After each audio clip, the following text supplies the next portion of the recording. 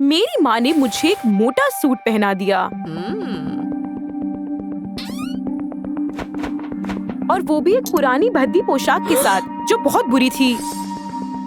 और उनके अनुसार ये मुझे सभी लड़कों से बचा कर रखेगा और उन्होंने हद पार कर दी थी। एक दिन जब स्कूल में वो कुर्सी टूट गई जिस पर मैं बैठी थी, मैं उठी और जाकर दूसरे डेस्क पर बैठ गई। मुझे फिर से टूटने की आवाज आई। साथ ही मेरे सहपाठियों के हंसने की भी मेरा मजाक बना और मेरी कुर्सी की टांगें बिल्कुल अलग हो गईं। एक लड़का जिसने इस शर्मनाक लम्हे की फिल्म बना ली थी बोला, यहाँ पर मेरी जैसी के लिए और कुर्सी मौजूद नहीं है। आंखों में आंसू लिए मैं स्कूल से भाग गई। जो मुझे पहली कॉफी की दुकान मिली वहाँ पर जैसे ही कॉफी बनाने वाले ने मुझे देखा, उसने मुझे वहाँ बैठने से मना कर दिया। हमारी कुर्सियाँ बहुत महंगी हैं और ये तुम्हारे बैठने से टूट सकती हैं। और मुझे पता चला कि मेरे सहपाठी ने वो वीडियो पहले ही पोस्ट कर दी है और उसे कुछ ही सेकंड में हजारों दर्शकों ने देख लिया।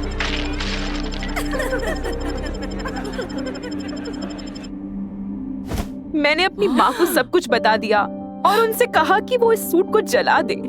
शांत रहो, सुबह तक ये मजाक सभी भूल जाएंगे।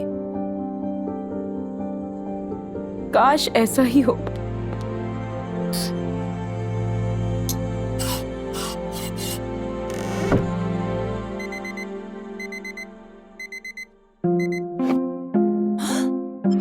रात भर में ही वीडियो को काफी दर्शकों ने देख लिया था।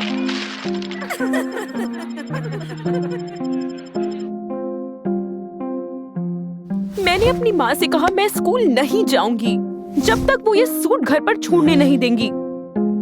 उन्होंने कुछ नहीं कहा। उस दौरान मेरी माँ बड़े ध्यान से खिड़की के बाहर देख रही थी। मुझे भी उत्सुकता हुई तो मैंने भी वैसा ही किया।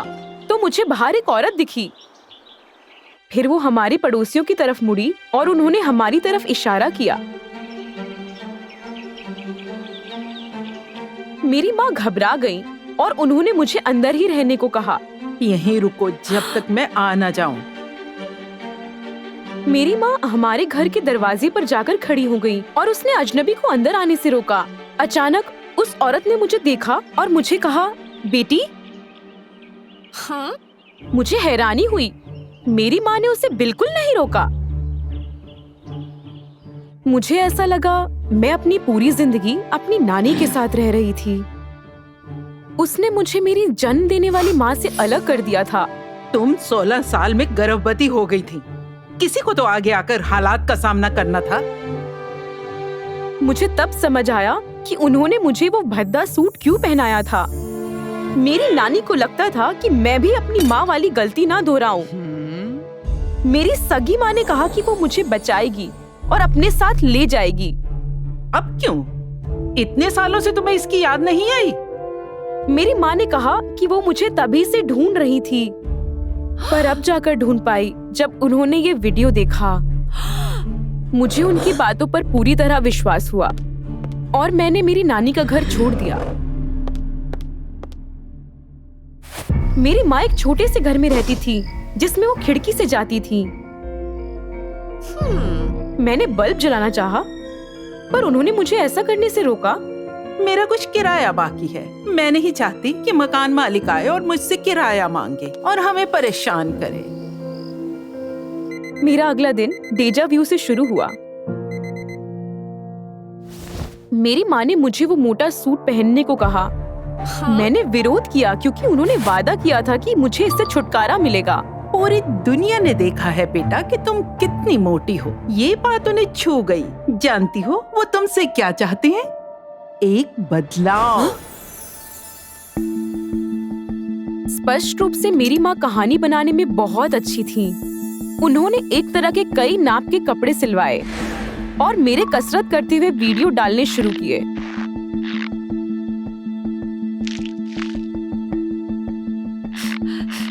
जल्द ही मुझे कुछ प्रशंसक मिले और मेरे डायरेक्ट मैसेजेस साझेदारी के प्रस्तावों से भर गए। एक दिन मेरी माँ ने कहा उनके पास एक अच्छी खबर है। तुम्हें सुबह के प्रसारण से बुलावा आया है। वहाँ तुम्हें पहली बार दुनिया सुंदर और पतली देखेगी। मैं काफी खुश थी और थोड़ी शर्मिंदा भी। मेरा बदलाव असली नहीं था। मुझे लगा मैं झूठी हूँ, जबकि मेरी माँ ने मुझे भरोसा दिया कि हम कुछ बहुत जरूरी कर रहे हैं। तुम्हारी कहानी से औरों को प्रेरणा मिलेगी बेटा, खासकर जब वो लोग तुम्हें इस तरह से देखेंगे। मेरी माँ ने तैयार होने वाला कमरा खोला और वहाँ पर थी मेरे सपनों वाली पोशाक। इसे पहनो राजकुमारी। वो दिन बहुत अच्छा था।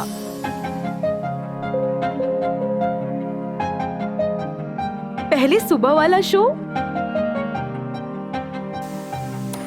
जिस शो को लाखों लोग सुबह सुबह देखते हैं।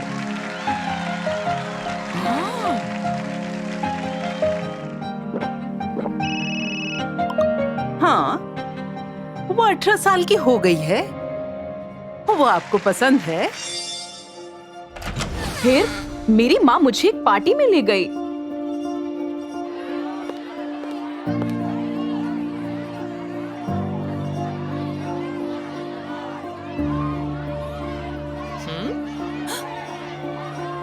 वहाँ उसने मुझे एक अमीर आदमी से मिलवाया, जिसके बारे में उन्होंने कहा वो एक प्रभावशाली निर्माता है। उसके पास तुम्हें सुनने के लिए चंद मिनट हैं। जाओ उसे अपनी कविता सुनाओ। वो आदमी मुझे अपने विला के कमरे में ले गया। मैं कविता सुनाने को तैयार थी, पर वो सुन ही नहीं रहा था। उस आदमी ने हल्का सा संगीत लगाया और मुझे नाचने को कहा। ये मेरे लिए अजीब था। मैं वहाँ से जाना चाहती थी, पर नहीं निकल पाई क्योंकि दरवाजा बंद था। मैं फंस चुकी थी। मैं चिल्लाई, मैंने मदद मांगी, पर संगीत इतना ऊंचा था कि किसी को भी मेरी आवाज नहीं सुनाई दी। वो मदद के लिए रुकने का वक्त नहीं था, तो मैंने डर से आंखें बंद कर ली। अचानक किसी ने जोर से खिड़की को तोड़ा।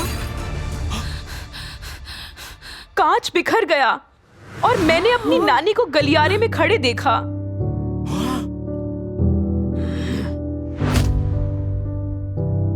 मुझे पता चला वो सारा समय मेरी निगरानी कर रही थी।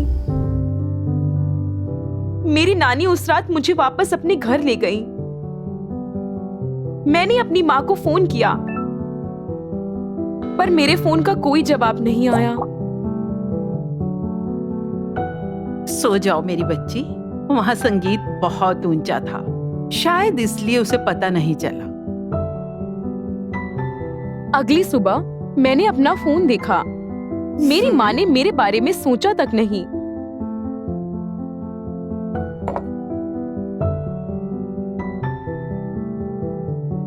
मुझे बचाने के लिए मैं अपनी नानी का धन्यवाद करना चाहती थी, पर गली से आ रही हॉर्न की ऊंची आवाजों ने बाधा डाल दी। मैं बाहर गई और वहां मैंने एक महंगी कार देखी। उसमें मेरी माँ थी, उसी आदमी के साथ बैठी हुई जिसे मैं एक दिन पहले मिली थी। वो बहुत नाराज दिख रही थी। तुमने मुझे बर्बाद कर दिया। ये सब दोबारा नहीं होना चाहिए। माँ ने कहा कि हम एक समझौता करेंगे, ये निश्चित करने के लिए कि मैं दोबारा उन्हें धोखा ना दूं। मैंने कागज लिए और जल्दी से उन्हें फाड़ दिया। मुझे पीछे से तालियों की आवाज सुनाई दी। मेरी नानी बहुत खुश थी और उन्होंने मेरी माँ को सुनाया। तुम्हारी बेटी जल्दी ही कॉलेज जाने वाली है। क्या फीस में हिस्सा दोगी?